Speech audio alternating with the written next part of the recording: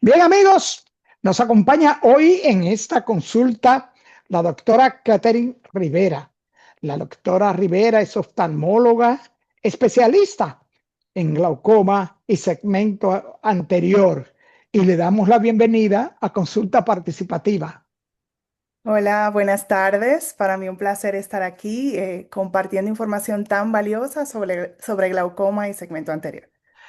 Gracias, doctora. Gracias por concedernos esta consulta.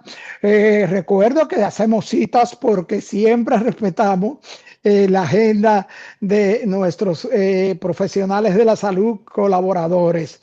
Y doctora, vamos a tratar dos temas que realmente hay uno que es el terror, yo le llamo el terror de la oftalmología, que es el asunto del glaucoma, y otro tema que es el segmento, vamos a tratar sobre el segmento anterior. Así es que arrancamos, doctora. Eh, Glaucoma, doctora. Explíquenos qué es el glaucoma. Muy bien, el glaucoma es una enfermedad que afecta al nervio óptico. El nervio óptico es el nervio que nos permite ver porque conecta el ojo con el cerebro y así es como se produce la visión. Así el cerebro puede interpretar lo que el ojo ve.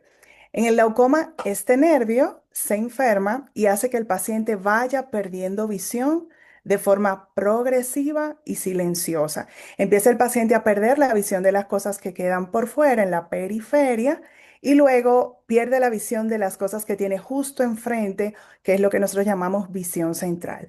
El problema con esta enfermedad es que si la dejamos evolucionar sin tratamiento, si no la diagnosticamos a tiempo, esa enfermedad silenciosamente va robando la visión del paciente y lleva a la ceguera. Y por eso es tan importante, porque el glaucoma es la primera causa de ceguera sin solución a nivel mundial. Por eso hacemos tanto énfasis en la prevención y en el chequeo con frecuencia anual, dependiendo de los factores de riesgo del paciente. Sí, doctora, y me asalta preguntar, ¿por qué es que al glaucoma se le llama que no es una enfermedad, sino un grupo de enfermedades?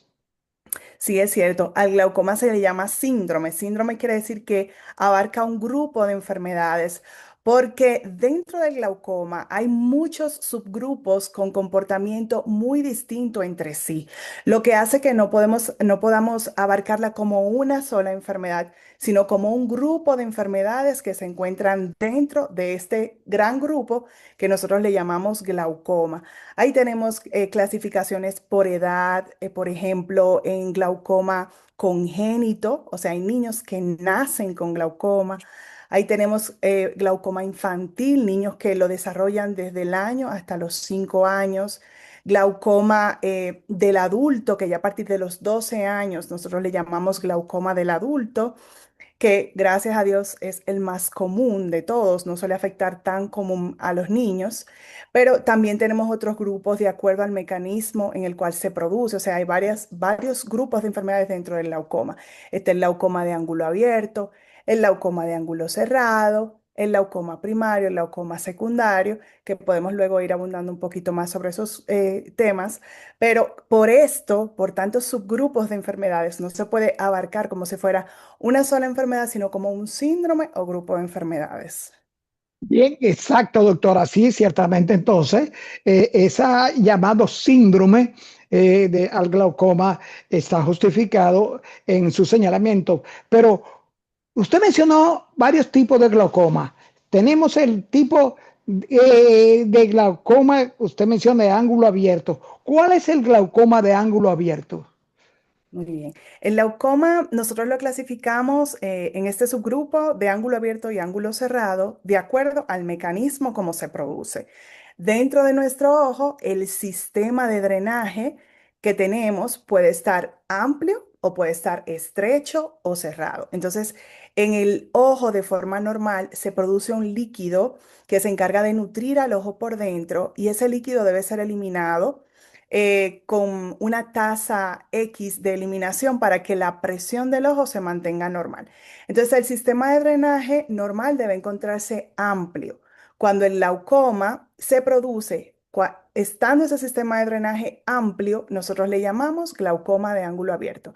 Si el glaucoma se produce porque el sistema de drenaje se cerró o está estrecho, le llamamos glaucoma de ángulo estrecho o glaucoma de ángulo cerrado. Entonces, el glaucoma de ángulo abierto es el más común, representa el 85% de los casos y gracias a Dios es el que tiene la evolución más lenta, es el que suele ser en la mayoría de los casos menos agresivo, o sea que tiene mejor pronóstico el glaucoma de ángulo abierto. Entonces, realmente es la forma que nosotros más vemos en la consulta. La mayoría de los pacientes tienen este tipo de glaucoma, como le digo, afortunadamente, porque es el que evoluciona de una mejor forma, gracias a Dios. O sea, que el glaucoma de ángulo cerrado, entonces es aquel glaucoma peligroso, aquel glaucoma que puede inducir más tempranamente a la ceguera.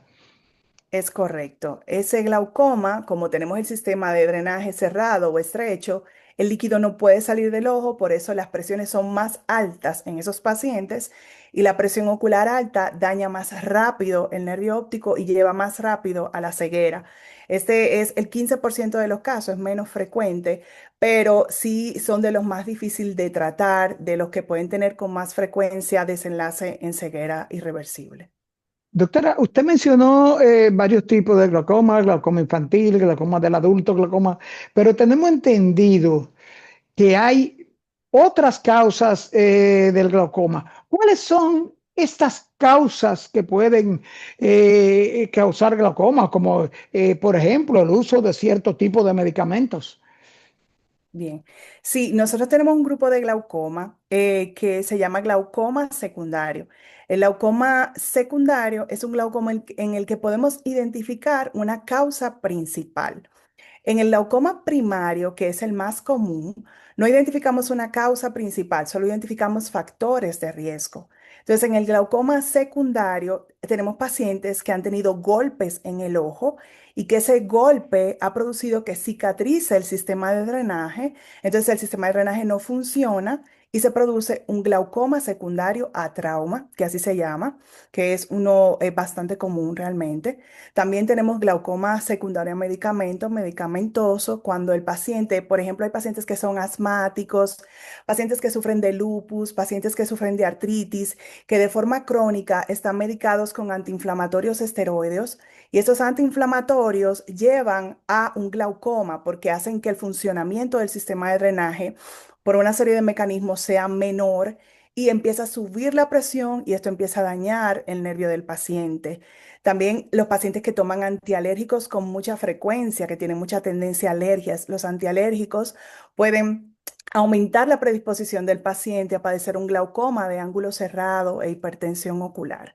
Ahí tenemos también los pacientes que sufren de tumores, algunos tumores locales o metastásicos en la órbita o dentro del ojo pueden hacer que la presión suba dentro del ojo y el paciente desarrolle glaucoma. O sea, tenemos múltiples causas que podrían llevar a glaucoma y en los del glaucoma primario, que en sí ya no serían causas, sino más bien factores de riesgo, el hecho de tener familiares con glaucoma se considera un factor que hace que pueda aparecer, sobre todo los familiares cercanos, hijos, primos, tíos, que también puedan desarrollar. Eso es una alerta para todo aquel que tiene familiares con glaucoma o para todo aquel que tiene familiares ciegos y no sabe la causa, porque hay una probabilidad alta de que haya sido el glaucoma el responsable. También tenemos glaucoma por enfermedades. Esos pacientes que son diabéticos no controlados pueden desarrollar un glaucoma secundario a la diabetes no controlada. Y es uno de los que veo más frecuente en la consulta. Casi siempre, si el paciente está controlado, no es tan común. Pero si el paciente no se ha controlado bien, los niveles de glicemia, tiene otras enfermedades ya en el ojo o circulatorias en general, también lleva al desarrollo de glaucoma. Pacientes fumadores, pacientes que tienen el colesterol elevado, son pacientes que tienen un riesgo aumentado todos de también presentar glaucoma. O sea que por eso es tan difícil el tratamiento, el manejo. Es importante, como muchos tenemos estos factores de riesgo, evaluarnos anual para detectarlos a tiempo y captar el glaucoma en etapa inicial, que ese es nuestro objetivo. Doctora, ¿hay otras enfermedades oculares que pudieran degenerar o inducir el glaucoma? Sí, claro. Una de las más comunes para que yo veo en la consulta es la retinopatía diabética. La retinopatía diabética es una enfermedad que se produce también por la diabetes y es que la retina, al ser tejido nervioso, es uno de los más afectados en los pacientes con diabetes descontrolada. La retina sangra, se inflama, le empiezan a nacer vasos anormales porque le falta oxígeno y esos vasos anormales viajan y me tapan el sistema de drenaje del ojo. Entonces, por ahí ya no está drenando líquido, el líquido empieza a acumularse, sube la presión y el paciente entonces desarrolla un glaucoma secundario a esa retinopatía diabética. También hay pacientes que han tenido, por ejemplo, cirugías en los ojos previamente, como un trasplante de córnea o una cirugía de catarata que haya sido, por ejemplo, difícil. Entonces, esos pacientes tienen una mayor posibilidad con el tiempo también de desarrollar glaucoma. Pacientes que se operaron de lo que le llamamos uña o terigión. Hay pacientes que se operan de esto y al usar los medicamentos y sentirse bien con los medicamentos postquirúrgicos, siguen usándolos en los ojos por tiempo indefinido, sin prescripción, y esos medicamentos terminan subiendo la presión del ojo y produciendo glaucoma también. O sea que eso es un llamado a los pacientes que se automedican. Hay muchos pacientes que se compran gotitas en la farmacia para el ojo rojo, para tenerlo aclarado, y esa gotica rápidamente le ponen el ojo claro y la vuelven una gota rutinaria en su día a día y esas gotas terminan produciendo glaucoma en el paciente porque es una gota que se usó sin control de un médico especialista. Sí, doctora, y ojo, porque hay personas que confunden el asunto genético con el asunto congénito. Y en el caso de glaucoma tenemos que genético tiene que ver con el síndrome de Axenfeld-Rieger. Y el síndrome, el congénito es por nacimiento, no necesariamente heredado. Sí, correcto. Cuando hablamos de congénito, cuando el bebé está todavía dentro del vientre de la madre, ocurren cambios anormales en el ojo y esos cambios anormales conllevan a un glaucoma congénito. Entonces sí hay síndromes, hay varios síndromes que pueden llegar a producir glaucoma que ya no son congénitos, sino es más bien genético. Entonces, esos síndromes producen cambios en la córnea, en el iris y en el sistema de drenaje del paciente a largo plazo. Ese paciente termina produciéndose un glaucoma. También hay pacientes que tienen manchas, que nacen con esas manchas o no nacen con ellas, pero aparecen en el desarrollo, que toman la frente, que toman el ojo, nosotros le llamamos nebus de Ota, un grupo de estos, que son, a veces tienen una mancha roja, a veces una mancha verde en la cara.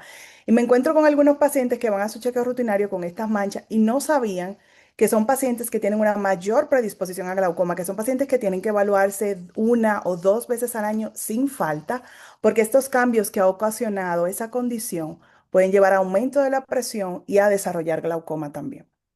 Doctora, cuál es la sintomatología del glaucoma? ¿Qué le debe llamar la atención a una persona, a un adulto, a un envejeciente, de que qué síntomas le pueden indicar que puede estar padeciendo esta enfermedad?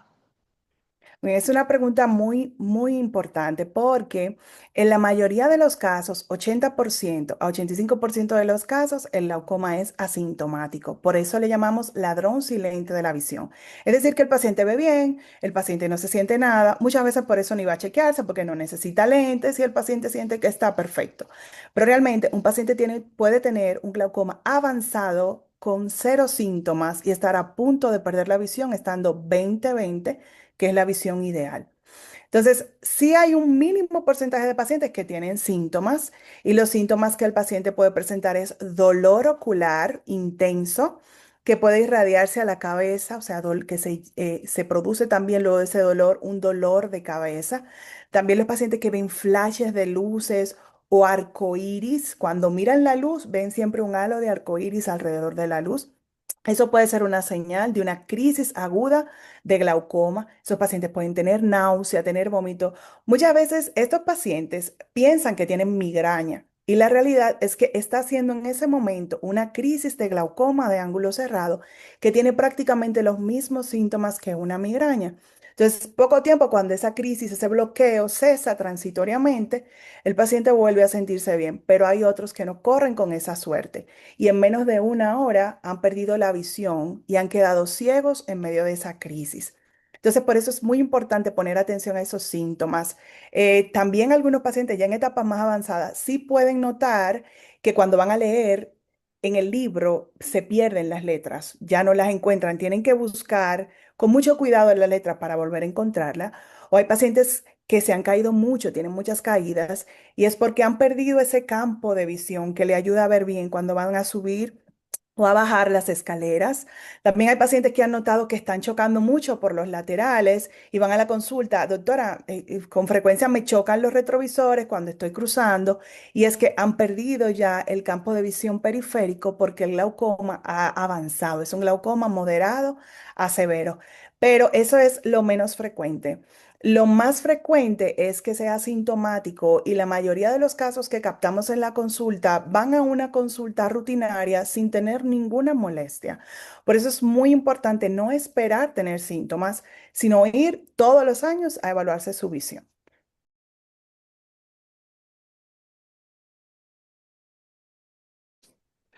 Doctora, entonces quiere decir que como usted llamó, el glaucoma es una enfermedad silente. Hablamos de esos síntomas y los factores de riesgo, doctora, las cosas que deben abandonar y o hacer las personas para evitar glaucoma. ¿Se puede prevenir el glaucoma?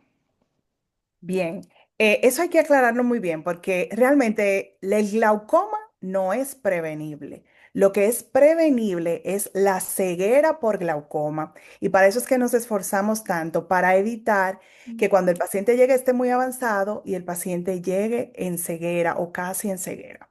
Entonces, los factores de riesgo más importantes, el más importante es la presión ocular elevada.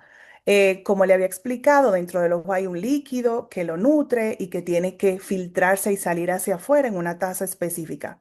Si ese líquido se produce en exceso dentro del ojo o ese líquido no se drena correctamente, empieza a acumularse y la presión sube. Ese es el principal factor de riesgo. Eso aumenta hasta de 4 a 10 veces la posibilidad de que de una persona tenga glaucoma.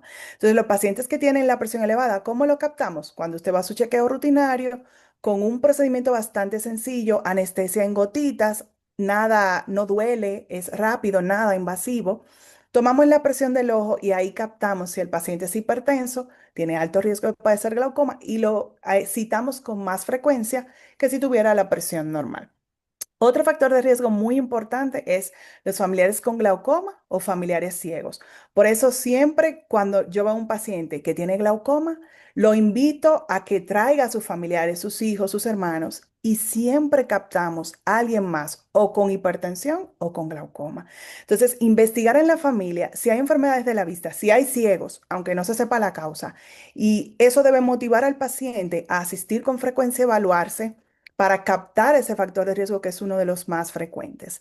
Pero también ser descendiente de raza negra, ser latino caribeño son factores de riesgo. Tener hipertensión arterial descontrolada es un factor de riesgo. Tener colesterol elevado también. O sea que si usted sufre de colesterol, toma medicamentos, debe evaluarse porque el colesterol a veces empieza a acumularse en los vasos que le llevan la nutrición al nervio del ojo y ahí empieza a llegarle menos oxígeno y a empezar a sufrir y a padecer glaucoma o otras enfermedades del nervio. Entonces también si el paciente tiene miopía, esto es muy importante, los pacientes miopes y los pacientes hipermétropes, ambos grupos que usan lentes, esos pacientes tienen mayor riesgo de glaucoma. Por eso, si ya usted usa lente, usted no puede faltar a sus chequeos anuales. El paciente con miopía sufre más de glaucoma de ángulo abierto y el que tiene hipermetropía puede sufrir más del más agresivo, que es el de ángulo cerrado. También hidratarse bien es importantísimo, la vitamina C, consumirla, omega 3, porque alimentos con vegetales que tienen colores intensos como rojo, amarillo, tomate, ají morrón, remolacha, zanahoria tienen vitaminas que se necesitan dentro del ojo para que la retina funcione bien, para que el nervio funcione bien, para que el líquido que está dentro del ojo drene correctamente. Entonces, la alimentación balanceada, disminuyendo el consumo de sal, disminuyendo el consumo de grasa, es importantísimo también para mantener el ojo no solo libre de glaucoma, sino libre de cualquier otra enfermedad en retina, de enfermedades que pueden ser degenerativas que ocurren en el centro de la retina, que se llama degeneración macular. El hábito de fumar también predispone mucho a glaucoma y a enfermedades de la retina. Entonces, los pacientes que toman mucho alcohol también tienen un riesgo mayor de padecer enfermedades del nervio óptico y de la retina. Entonces, son hábitos que hay que ir reduciendo hasta eliminar para mantener bien la salud visual. Doctora, el enemigo silente, el ladrón de la visión, el glaucoma, es una enfermedad crónica. Ya entendemos y sabemos por qué el glaucoma no tiene cura, ¿no? Al ser una enfermedad crónica. Pero ¿cómo se trata el glaucoma, doctora? ¿Cómo ayudar? ¿Qué tratamientos ayudan a llevar esta carga y a retardar el desarrollo del glaucoma de ángulo cerrado? Bien, el tratamiento actualmente tiene muchas opciones o tipos de tratamiento y eso es bueno porque ha ayudado a que diagnosticado a tiempo, la tasa de éxito del tratamiento sea de 90%. 90% del tratamiento de los pacientes están tratados y captados a tiempo, no desarrollan ceguera y pueden hacer su vida normal sin sentir una disminución en su calidad de vida. Solo un 10% de los pacientes que se captaron a tiempo desarrollarán ceguera porque tienen un tipo ya muy agresivo de glaucoma que es más difícil de tratar. Entonces, el tratamiento está centrado en evitar que el glaucoma avance para evitar la ceguera. Ese es el objetivo, ya sea en gotas, láser o cirugía. Actualmente, nosotros tenemos las gotas como una opción de tratamiento, muchas opciones de gotas que se encargan de hacer que la presión del ojo se normalice, ayudando a drenar bien el líquido o ayudando a que el líquido se produzca menos, con muy buena tasa de éxito también. Lo que el paciente sí tiene que saber que las gotas son de uso continuo. Al ser una enfermedad crónica, es un tratamiento de por vida. También tenemos la opción de láser. Tenemos dos tipos de láser, uno para el glaucoma de ángulo abierto y uno para el glaucoma de ángulo cerrado. En el glaucoma de ángulo abierto tenemos uno muy moderno que es la trabeculoplastia selectiva. Este láser limpia el sistema de drenaje y hace que permanezcan esos poros abiertos para que el líquido fluya mejor y eso ha mostrado una tasa de éxito muy buena y muchos pacientes han podido librarse del uso de las gotas durante un año. Entonces el láser al año se retoca otra vez y el paciente durante ese año no usa gotas, sino que se mantiene vigilando la presión y me ha ido muy bien con este láser también. Tenemos el láser que se llama iridotomía, que es para pacientes con glaucoma de ángulo cerrado, y me abre el sistema de drenaje que esté estrecho, me le abre un agujero para que haya una vía y evitar que la presión suba mucho. Pero este tipo de láser siempre lleva otros tratamientos, o gota o cirugía. Y la cirugía actualmente también tenemos muchas opciones, desde microdispositivos, que son dispositivos que son menores de 1 milímetro de tamaño y se implantan dentro del ojo. Funcionan como túneles que sacan líquido hacia afuera y ayudan a normalizar la presión. También tenemos la cirugía Gold estándar de glaucoma, que se llama trabeculectomía. En esta cirugía muy sencilla y rápida, 20 minutos, manualmente creamos un túnel para que el líquido fluya a través de ese túnel hacia afuera del ojo. Y la recuperación suele ser rápida y muy buen resultado también. Y también tenemos dispositivos que se ponen por fuera del ojo como una válvula. Las válvulas funcionan abriéndose cuando la presión sube, sacando el líquido hacia afuera y luego cierran cuando la presión esté normal. Y también tienen muy buena tasa de éxito. Y muchas veces combinamos varios de estos métodos. Hay pacientes que tienen cirugía, gota y láser, dependiendo de la agresividad, para nosotros obtener un buen resultado y evitar la ceguera. Sí, ciertamente, doctora, con todos esos procedimientos y tratamientos que usted señala, pues un alivio para los amigos televidentes que nos están viendo en este momento y que nos siguen a través de nuestras redes sociales, saber que sí se puede tratar el glaucoma y sí se puede retardar o evitar la pérdida de la visión. Entendemos en esto, doctora, y no se nos escapa el asunto de lo difícil entonces que es el diagnóstico del glaucoma mayormente en niños. Y me asalta preguntar, cuando el glaucoma se manifiesta, se detecta en niños, si se detecta a tiempo es más fácil detener el progreso y es más difícil que se desarrolle ceguera, ¿cierto? Es correcto. En el caso de de los pacientes que tienen glaucoma congénito, que nacen con esta enfermedad, casi siempre los perinatólogos, el que recibe el bebé, nota los primeros cambios en sus ojos. Son niños que tienen ojos que lucen azules, grandes en tamaño, un poco opacos. El niño lagrimea mucho y le molesta mucho la luz. Le es difícil mantener los ojos abiertos. Y el pediatra, el perinatólogo casi siempre detecta esas señales y nos envía el bebé y ahí evaluamos las situaciones, las condiciones de su ojo, presión, la anatomía y nos damos cuenta de que el paciente tiene glaucoma congénito. El glaucoma congénito, a diferencia del adulto, como todavía el ojo está en desarrollo, es mejor tratar mientras etapas más tempranas, ese daño que hay en el nervio puede ser reversible porque el ojo del niño es más elástico. Entonces, la presión en sí no mata la fibra, sino que la desplaza, las fibras del nervio del ojo. Entonces, ahí tenemos un mejor pronóstico. Si lo diagnosticamos a tiempo, a los niños le va mucho mejor.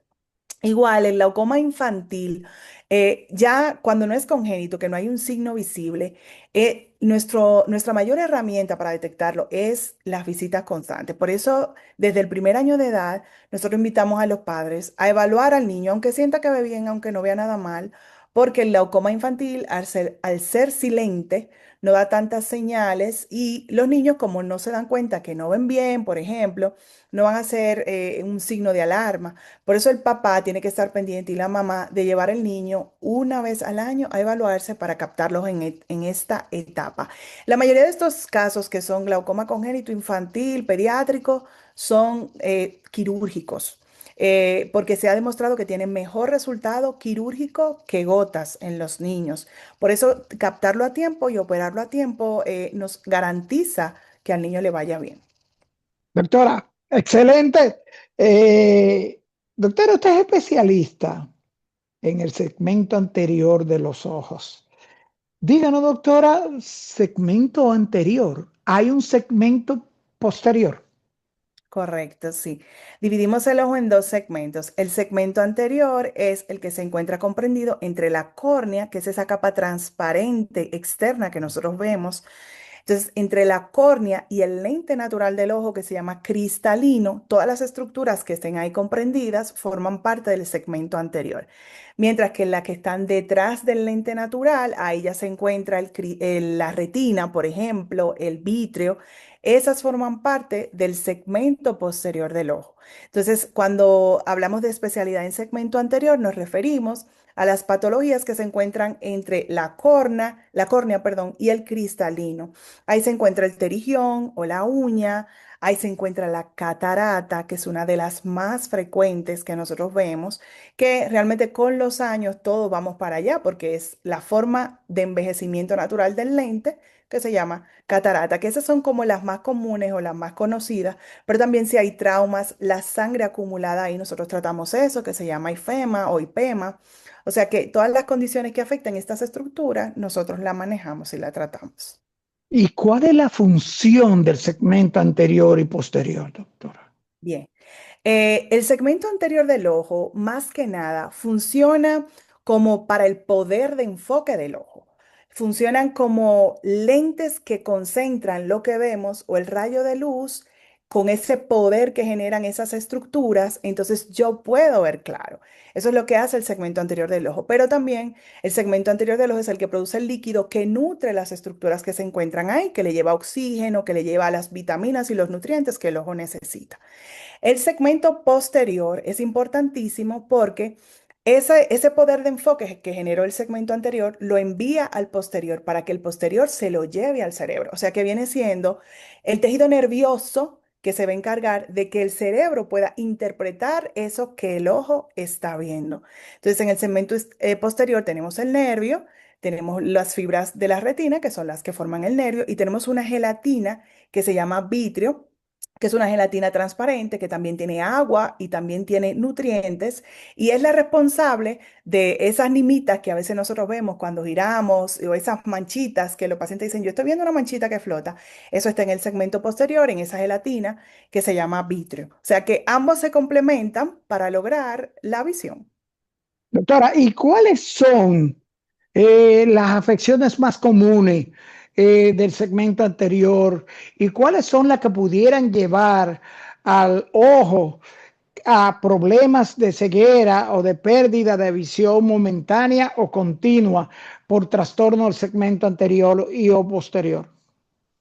Bien, en el segmento anterior, una de las más comunes es la sequedad ocular. La sequedad ocular la veo todos los días en el consultorio con mucha frecuencia. El paciente se queja de que le arde, de que le llora, le lagrimea, se siente una pajita. A veces veo bien y a veces veo mal. No sé por qué la visión me fluctúa. Eso lo produce la sequedad ocular. Y la sequedad ocular, a menos que sea un caso muy severo, no lleva a ceguera. Ahora, si es un caso muy severo, si produce cambios en la córnea, cicatriza y eso va a producir baja visión y puede llevar a una ceguera que sería reversible porque al operar y cambiar esa córnea que está cicatrizada y poner una córnea transparente a través de un trasplante de córnea, pues el paciente podría recuperar visión. Otra de las más comunes es la uña o terigión. La gente le llama uña porque así como la uña nosotros la cortamos y vuelve a crecer, el terigión lo podemos operar y podría volver a aparecer dependiendo de la técnica. Y el terigión se produce por el efecto del sol constante, por eso hay que usar gafas de sol porque el sol empieza a degenerar nuestra superficie hasta generar esa lesión. Y también efecto de la sequedad, por eso hay que lubricar el ojo. Si el paciente tiene algún defecto de sequedad, eso debe ser compensado. Otra de las más comunes es la presencia de la catarata. La catarata produce ceguera también si la dejamos evolucionar, pues gracias a Dios, aunque es la principal causa de ceguera en el mundo, es una ceguera reversible. Es decir, que al paciente operarse, si todo lo demás está bien, el paciente recupera la visión. Y es una de las cirugías que más practicamos porque el envejecimiento natural del lente va a conllevar a catarata en casi todas las personas. Lo que pasa es que algunos lo desarrollan antes, otros después, algunos necesitan cirugía y otros no la necesitan. Pero eso, la catarata, aparte de que es por envejecimiento, el efecto del sol, de los rayos ultravioleta influye mucho, protegerse con gafas ayudaría. Y hay otras cataratas que ya son por enfermedad. Los pacientes diabéticos desarrollan una catarata diabética, pacientes que han tenido golpes, una catarata traumática. O sea que esos son los más comunes que yo veo en la consulta de segmento anterior y gracias a Dios la mayoría de ese segmento produce una ceguera que suele ser reversible. Muy raro que en segmento anterior haya una ceguera irreversible. Ahora, finalmente, segmento anterior y glaucoma puede producir un trastorno, daños en el segmento anterior, inducir el glaucoma.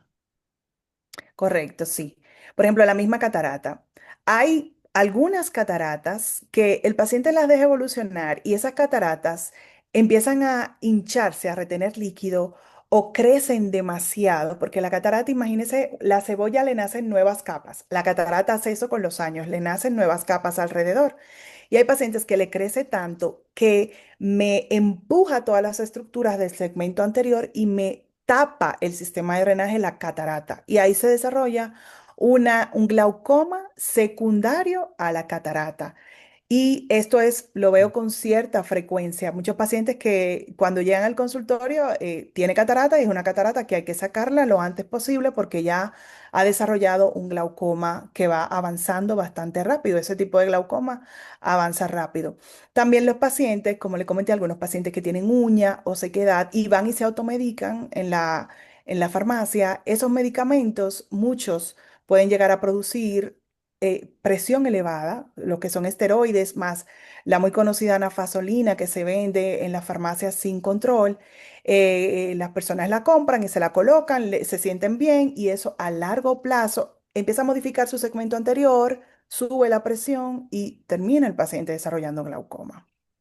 Doctora, se nos acabó el tiempo, pero no podemos despedir a la doctora Catherine Rivera sin que le diga a los amigos de Consulta Participativa dónde contactarla, cómo ver a ese especialista en glaucoma y en segmento anterior. Cómo no, estamos a la orden en el Instituto Espaillat Cabral. El teléfono es 809-686-0268. También están en las redes sociales, pueden entrar por Instagram a Espaillat Cabral y ahí están todas las vías. Por WhatsApp se puede agendar la cita también. Entonces ahí estaremos a la orden para lo que nos necesiten. Bien, doctora, gracias por concedernos esta consulta. A la orden, para mí un placer. Bye. Amigos, amigas, gracias por acompañarnos a esta consulta con la doctora Catherine Rivera, oftalmóloga especialista en glaucoma y segmento anterior, donde hemos quedado debidamente edificados sobre todo lo que tiene que ver con ese ladrón silente de la visión, el glaucoma. Amigos, amigas, nos vemos en la próxima consulta.